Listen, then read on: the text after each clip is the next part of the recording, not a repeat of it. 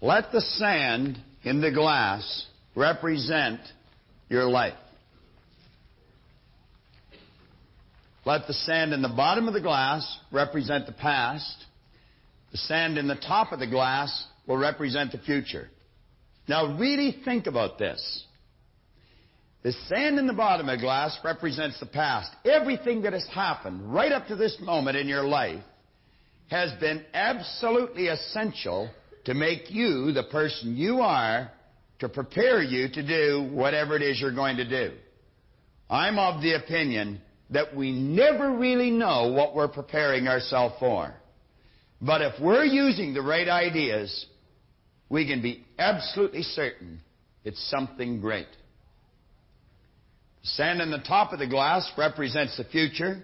There's absolutely no way that any of us can tell how much sand there is in the top of our glass.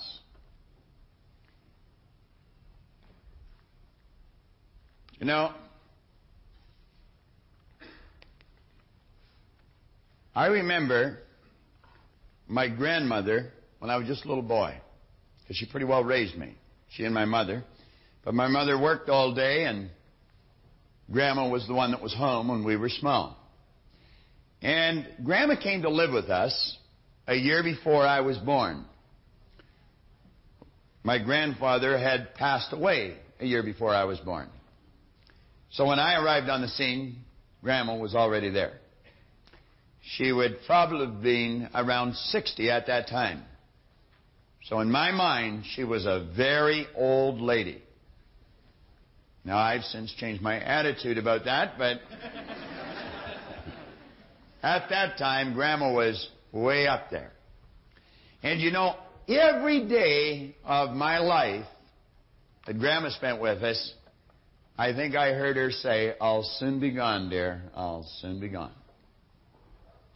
Well, you know, it got to a point we thought Grandma was never going to go. Now, we didn't want her to, of course. She was a dear soul. She really was. But Grandma kept saying, "I'll soon be gone."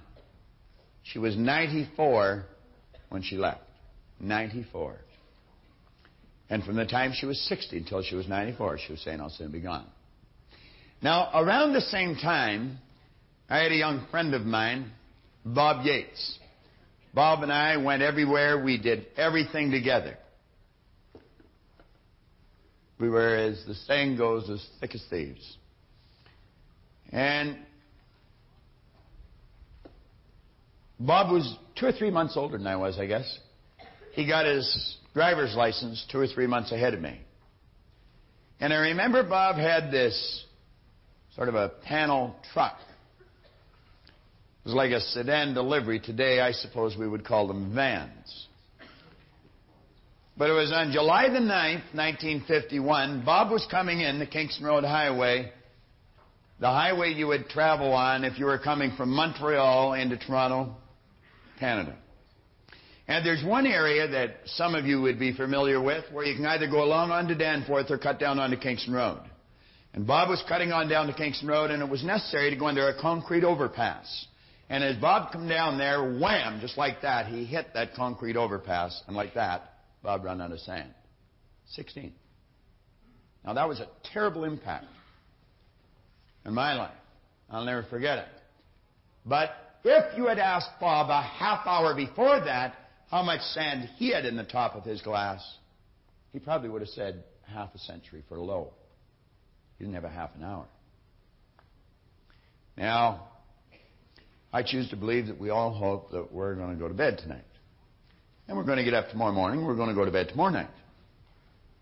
But none of us know with absolute certainty whether that's going to happen or not. I remember the first speaker I ever heard was Charlie Cullen.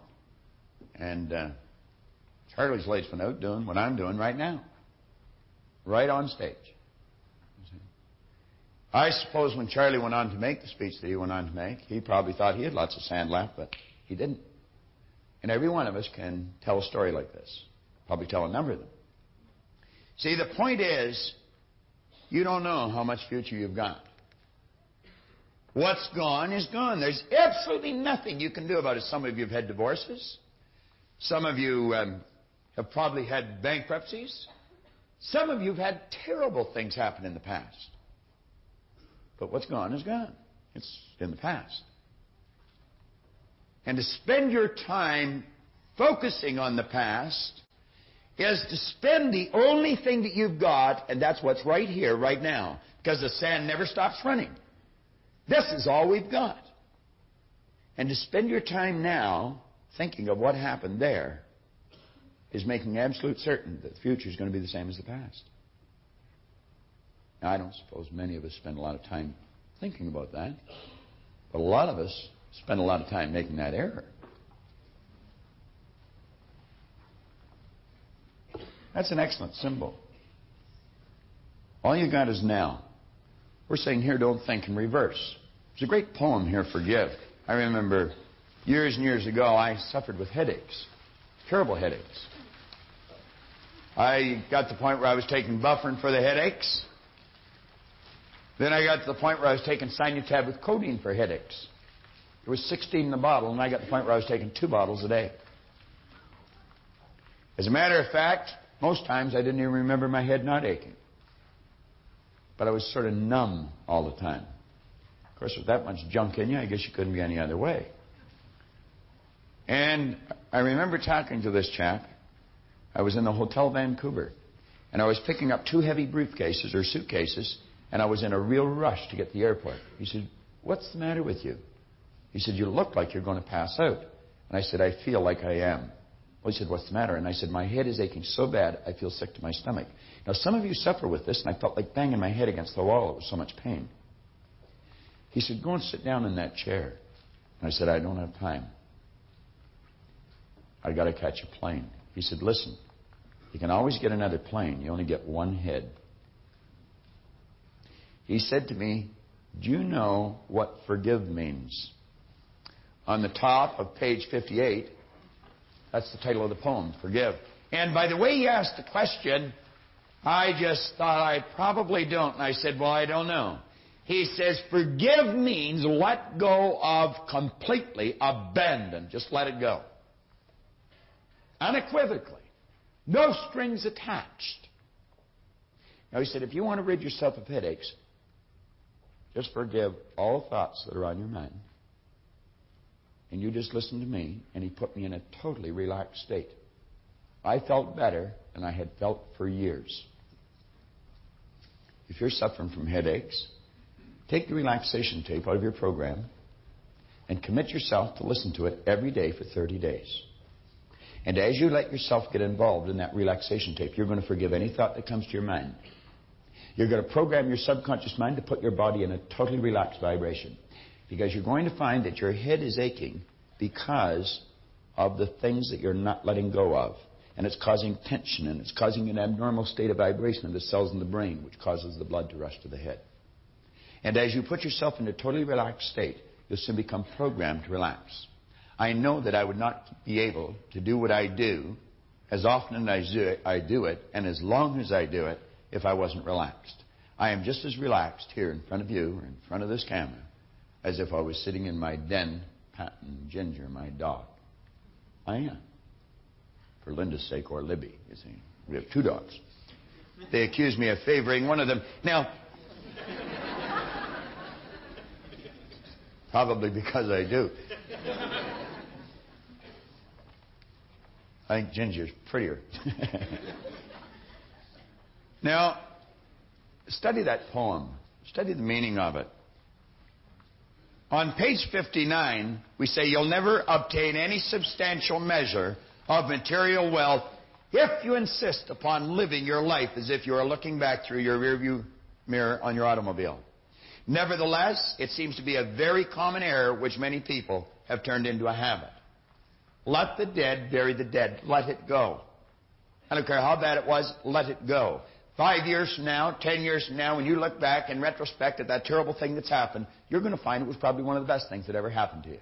Advancement of all kinds is preceded by a crisis. The greater the crisis, the greater the opportunity for advancement. Or you could put it another way. You could say, out of all confusion comes order. A higher degree of order than that which existed prior to the confusion.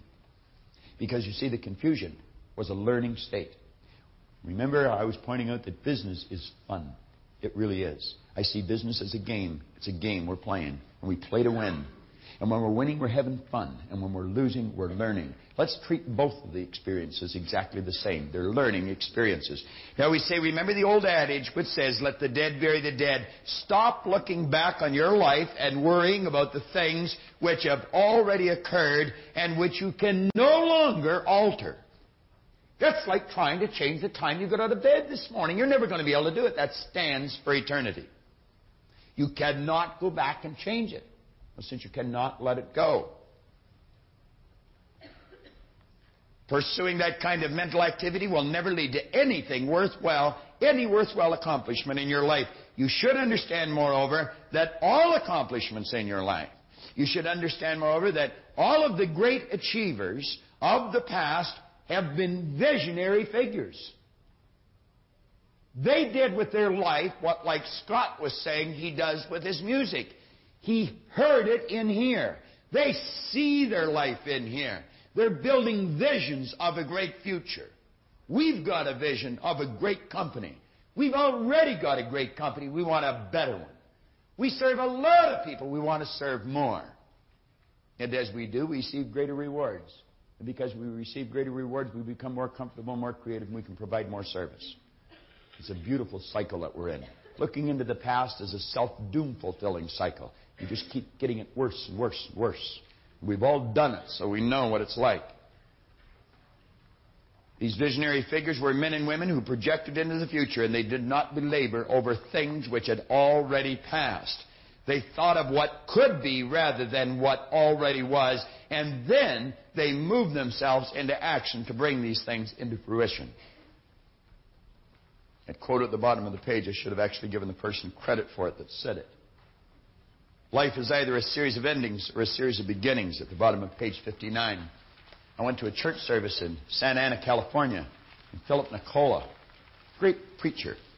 He preached a sermon on that one day. Life is either a series of endings or a series of beginnings. If you're looking back, it's a series of endings. Look ahead. Something great is coming. Leland Bell Vanderwall said something when we were sitting having coffee, and I jotted it down. Every time this guy opens his mouth, he drops a pearl. I'm so wise. He said, let us not look back in anger, nor forward in fear, but around us in awareness. Was there ever depth in that? Let's not look back in anger. Let's quit thinking in reverse. Nor forward in fear, but around us in awareness. Take all the resentments and guilts. You know what it's doing? Resentments and guilt is simply choosing to build a negative idea here over something that someone did to you, and then letting ourselves get emotionally involved in it, and we move into the same vibration. Now think. I don't care how justified you may feel in holding a resentment. It's a dumb game. Ray Stanford used to tell me it was like throwing dust into a strong wind at someone else. You know where the dust is going to end up.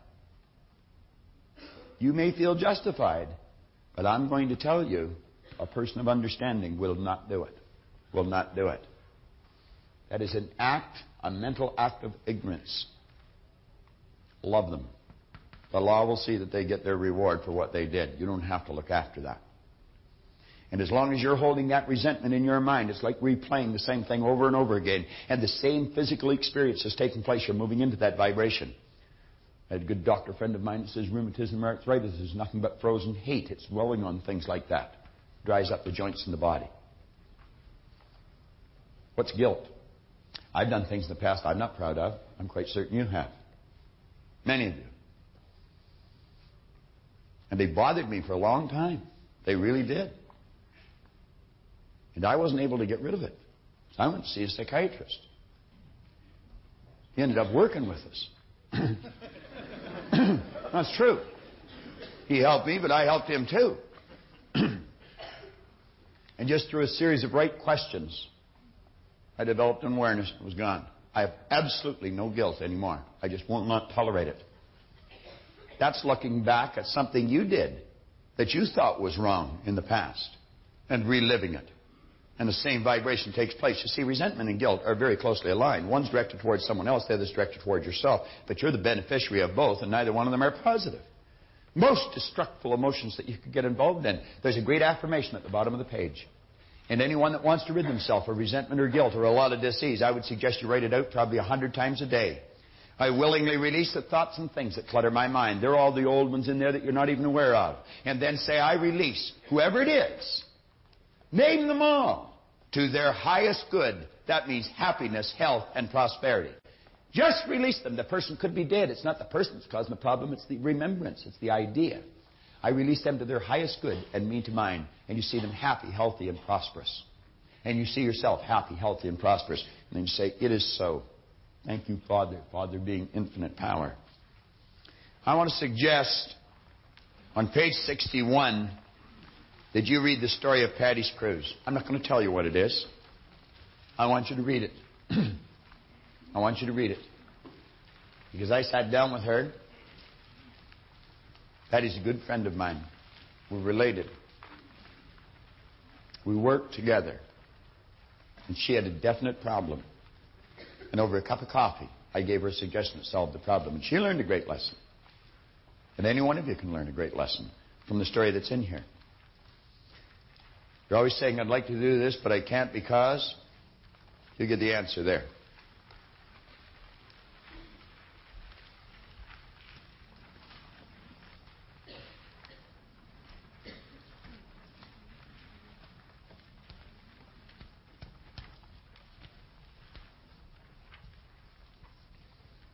Now, on the next page, on page 62, if you have been guilty of allowing your sales sheet, your bank account, or the x-rays your doctor takes of your body to control the way you feel or think or view your sales, your financial position, or your health, I can assure you that just as certain as it's going to get dark tonight, there will not be any marked improvement in your life in any of these areas.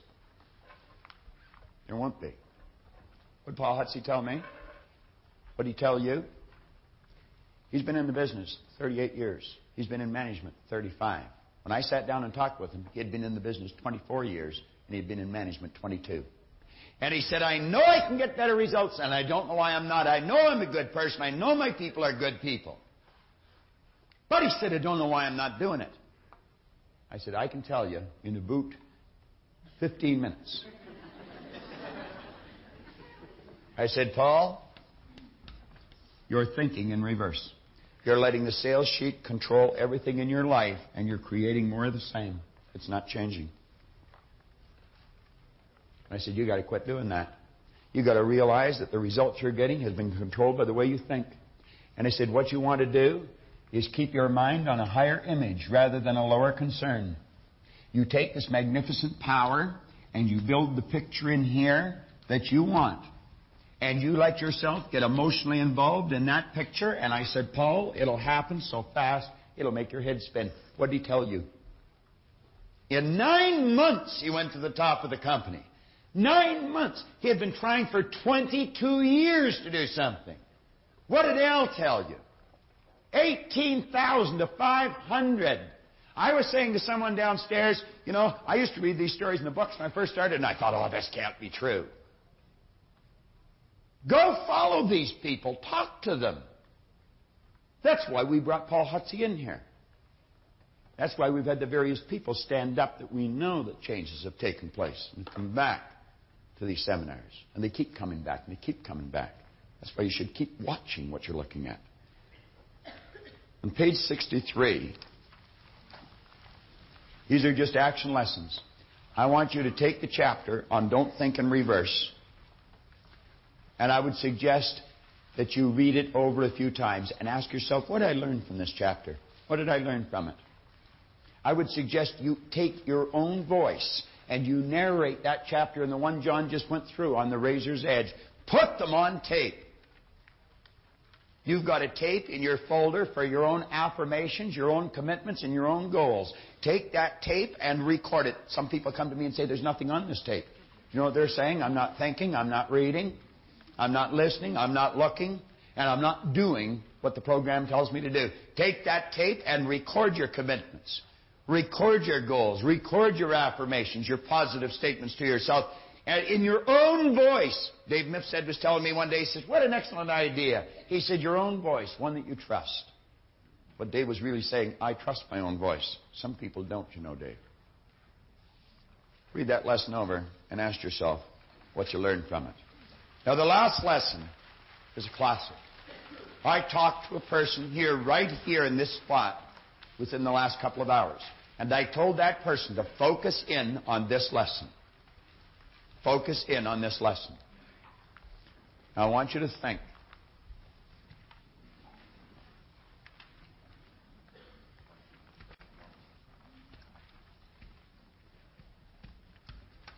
You want, and I want, greater good here. Positive things to happen. But understand this. I cannot set anything where this lectern stands until I get rid of the lectern. I cannot put anything where that camera is standing until I get rid of the camera. And nor can you put anything where that television set's sitting until you get rid of the television set. You must create a space for the good that you desire. I would hate to guess at the number of people that would love to meet and greet and love and have a meaningful relationship with someone. And they're never going to do it until they let go of that old relationship. Person may be gone, but the idea is still there. You've got to create a space for the good that you desire. You just must do it. And if you don't, you're never going to have that relationship. You want something in your home? We have people that come in and look after our place 2 or 3 times a week. You've got a big kitchen. There's a sofa in there, chair. We haven't liked that sofa or chair for a long time. Linda says, let's create a vacuum. They were gone. Lots of room in our kitchen now, I'll tell you. Nature abhors that vacuum. Only be a period of time until there's new furniture in the kitchen. You've got to create a space for it. Create a space. When it comes to furniture and stuff like that, people have garage sales. I just say a silent prayer for them as I'm driving by their house. Having a garage sale is a dumb thing to do. Give it away. Give it away. Most people don't know how to give. Remember I said it should be spontaneous. Here's a beautiful poem by Beer. He said, to get he had tried, yet his store was still meager.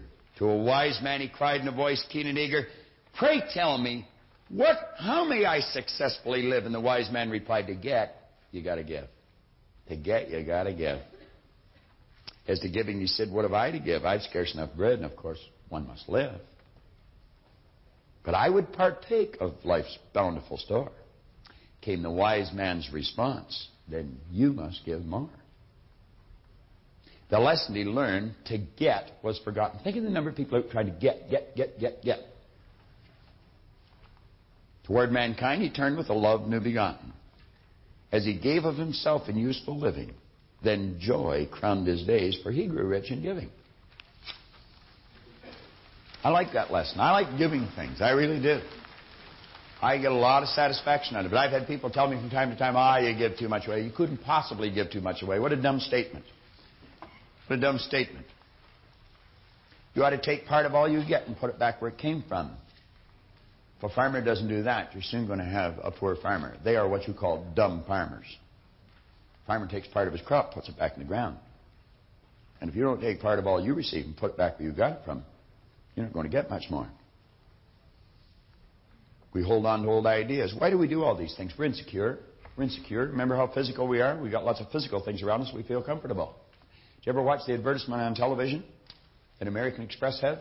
See a young couple having a great time, nice music, and all of a sudden, we lost our credit cards! And you hear this voice, you have now American Express. And a calmness comes over them. You ever drive downtown, you go to park your car, and you reach for your purse or put your hand in your pocket, and all of a sudden you see the purse on the table in the hall? You see the money on the dresser? Feeling of security in here, isn't it? Isn't it strange how we feel secure if we've got a few bucks on us? A little bit of paper? So dumb. Security is an inside thing. It's inside. And the more we learn about ourselves, the less we need all these things around us. Some people are real pack rats. Well, on page 67, we're talking about removing these mental blocks. You see, it not only works with physical things, it works with mental things. Because remember, the physical and the mental, the non-physical, are all the same. And we must create a space for the good that we desire. In the book, you'll see that I dedicate this book to my Aunt Marg Moyer. I love her very much. She and I are very close friends. And Marg and Don, her husband, and daughters and family, they came to the seminar.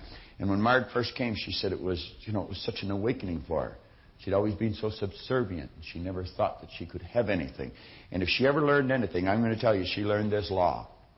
I was over at her house one day, and she was telling me how much she disliked her drapes. And I said, no, you don't, Marg. If you didn't like them, they wouldn't be there. I said, you only have around you the things you're in love with, in harmony with.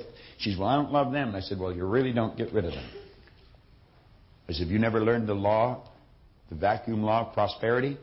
Boy, I'm going to tell you, she locked into it. She got up and took the drapes down. Don was yelling, we haven't got any money to buy new ones. And I said, it won't be long until you have new ones there, Marg. You'll get sick of living in a fishbowl. She didn't listen to Don. The drapes were gone. I said, give them away. I went over one day, and there was beautiful new shears and new drapes on the window.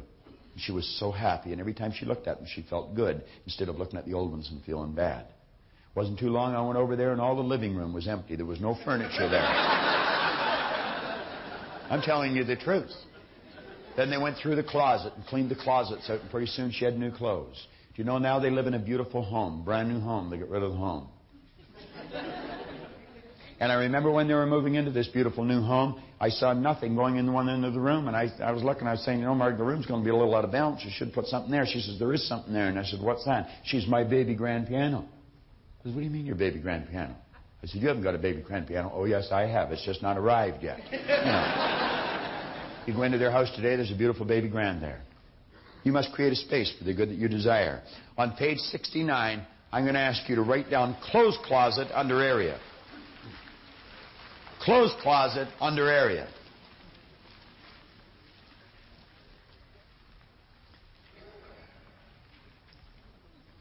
Now, I want you to write down a date within 7 days of today's date.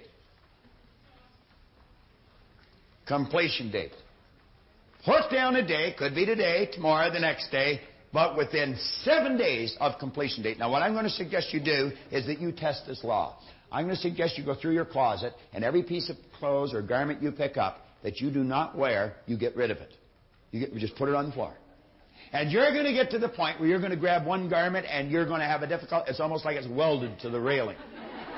Because that garment you paid a lot for, and you haven't worn it very often. In fact, you only had it on a couple of times.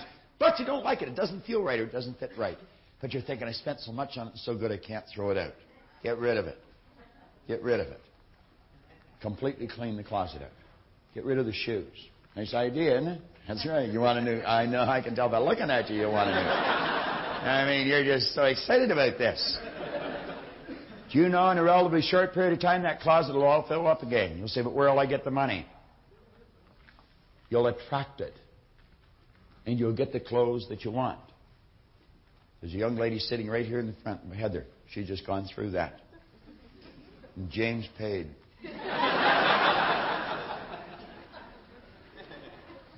And then I want you to think of the other areas in your life that you want to get rid of things. Different rooms. Some of you have a sofa you don't like. Get rid of it. Some of you have an automobile that you can't stand. Get rid of it. You won't walk for long. Now on page 70, I want to suggest that you stop and think of some of the ideas that you had locked into your mind when you started to listen to this. I want you to write them down, and on the opposite page, write down the new idea that now you accept as the truth. Make up your mind that you are going to create a vacuum by letting go of that old idea and accepting the new idea. You study that vacuum law of prosperity chapter, and study it, and study it, and study it, and I guarantee you your life will be filled with beauty. Create a space for the good that you desire. I was talking to a manager of a sales operation. He was telling me he wanted more people working in his office. I said, do you have an empty desk? And he said, no. I said, you haven't got any space for one. I said, create a space for one. Get the desk. Put the phone on it. Put everything there that you need. And I said, before long, there'll be somebody behind the desk. And if you doubt me, you try it. If you doubt me, you try it. Now, we're going to bring this thing in for a landing. But before we do, I want to suggest that you watch this at least once a day. You don't have to watch it all, just a little bit. But you know the beautiful part about this is that I have been recognized around the world as having a lot of information on this one subject. And I get very well rewarded for sharing it. I really do. I don't meet many people that know more about this subject than I do. There are people around, but I don't meet many of them. And when you get to that point, your stock goes up. Do you know what always amazed me? I've never studied it very much. I've only studied it a little bit, but I studied it a little bit every day for 27, 28 years. And you'd be amazed just how fast it adds up. It's just like the $20 bill, Andy. $20 today. In a short period of time, it's $1.5 million. Put to work properly. You put these tapes to work properly. Every day, just turn them on for a little bit. Turn some of the junk off that you're walking on that box. Most people watch the best of the worst. They just flip around until they get something they can tolerate. Use something that'll really stretch your mind.